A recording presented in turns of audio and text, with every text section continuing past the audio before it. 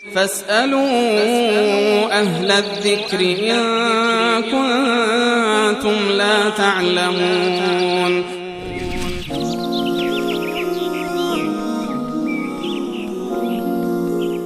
جناب مولانا، بیننده‌ای که چهارشماره اخیرشون 3380 فرمودن که اگر نماز سنت قضا بشه باید خواند؟